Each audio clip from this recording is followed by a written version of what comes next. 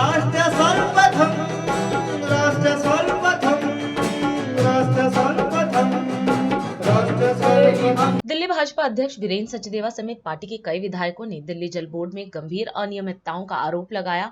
वहीं अब उन्होंने न्यायालय द्वारा शिक्षा विभाग को लेकर की गई टिप्पणी पर आम आदमी पार्टी को घेरा है। इसी कड़ी में दिल्ली बीजेपी प्रदेश अध्यक्ष वीरेंद्र सचदेवा एवं मनोज तिवारी ने प्रेस वार्ता को संबोधित किया। इस दौरान मीडिया को संबोधित करते हुए सचदेवा ने कहा कि न्यायालय ने दिल्ली के शिक्षा विभाग को लेकर कहा कि केवल दावे किए गए, प्रत्यक्ष कुछ भी नहीं है। उन्होंने कहा कि दिल्ली के स्कूलों की हालत बेहद खराब है।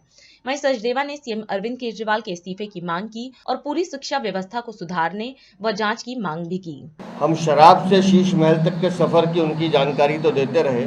कल हमने जल बोर्ड और स्वास्थ्य विभाग की भी पोल खोली थी।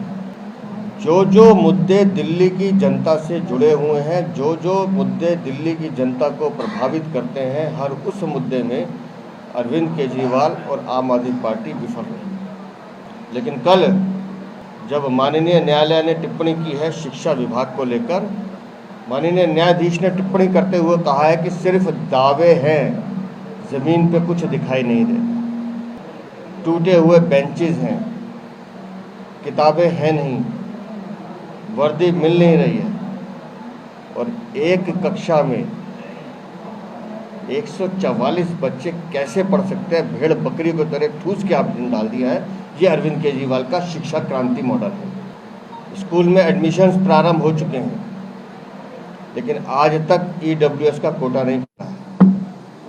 अभिभावक परेशान होकर घूम रहे हैं कि हम कहाँ जाएं। लेकिन अरविंद केजरीवाल जो खुद जेल में है, अपने अहंकार की पूर्ति के लिए मैं खुद तो काम करूंगा नहीं, लेकिन दूसरों को भी काम नहीं करने दूंगा। पूरी की पूरी शिक्षा व्यवस्था नहीं, पूरी की पूरी दिल्ली सरकार इस समय चौपट हुई पड़ी। काम करने की किसी की नीयत नहीं है।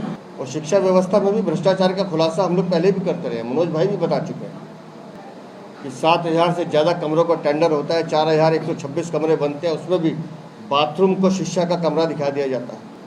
बार बार ठेकेदारों के पैसे बढ़ाए जाते हैं। लेकिन कल जो माननीय न्यायालय ने टिप्पणी की है, इनके कानों पर जू नहीं रहेंगे। बहुत गंभीर टिप्पणी की है शिक्षा विभाग को लेकर, पूरी शिक्षा व्यवस्था को लेकर। और मैं आप सबके माध्यम से मांग करता हूं, अरविंद केजरीवाल को तुरंत इस्तीफा देना चाहिए और इस पूरे जो शिक्षा विभाग है, जो भी पूरी शिक्षा व्यवस्था है, इस पूरे घोटाले की जांच होनी चाहिए कि क्या कारण है कि एक ही कमरे में 144 बच्चे बैठने को मजबूर हैं। कहाँ है टीचर, क्यों वो नियमित नहीं होते? गेस्ट टीचर कब से धक्के खा रहे हैं, लेकिन उनको नियमित नहीं किया जाता। समर्थ शिक्षा अभियान में जो हमारी बहनें काम कर रही हैं, उनको नियमित नहीं किया जाता। मैं पुनः इस बात को दोहराता हूं कि माननीय न्यायालय ने जो कल टिप्पणी की है, उसका तुरंत माननीय उपराज्यपाल भी संज्ञान लें और तुरंत इस शिक्षा व्यवस्था को सुधारने के लिए तुरंत कार्रवाई करें। वो बहुत ही चिंताजनक बात है। एक क्लास में 144 बच्चे, ये दुनिया की सबसे निम्न स्तरीय शिक्षा व्यवस्था है। मेरा मानना है कि ऐसी व्यवस्था के लिए जिम्मेदार कौन है? ऐसी व्यवस्था का जिम्मेदार वो लोग हैं जो शिक्षा के मामले में ऐसे ऐसे दावे करते रहे कि सुनने वाले को लगता है कि ये पता नहीं किस लोक से ये शिक्षा व्यवस्था आई है। और आज जब ये जानकारी आई है, जब माननीय कोर्ट ने फटकार लगाई है, ऐसा नहीं कि इसकी जानकारी लोगों को नहीं है, सारे गार्जियन को है। हमने इस क्षेत्र में अपना पहला सेंट्रल स्कूल जब लोकार्पित किया है, आपको जान करके आश्चर्य होगा किस प्रकार से लोग सेंट्रल स्कूल की तरफ भाग रहे हैं कि इस समय फॉर्म मिल रहा है तो लोग वहीं पे कंबल वंबल बिछा के रात दिन बैठ रहे हैं। उनका जैसे पूरी तरह से विश्वास उठ गया है दिल्ली सरकार के स्कूल से, नहीं मेरे बच्चे का किसी तरह से सेंट्रल स्कूल में दाखिला दे दो, क्योंकि सेंट्रल स्कूल की व्यवस्था ऐसी है कि वहाँ एडमिशन लेने के बाद बच्चे का भविष्य कैसा होगा, बच्चा कितना ऊंचा जा सकता है अपने जीवन में, इसका विश्वास है उनको।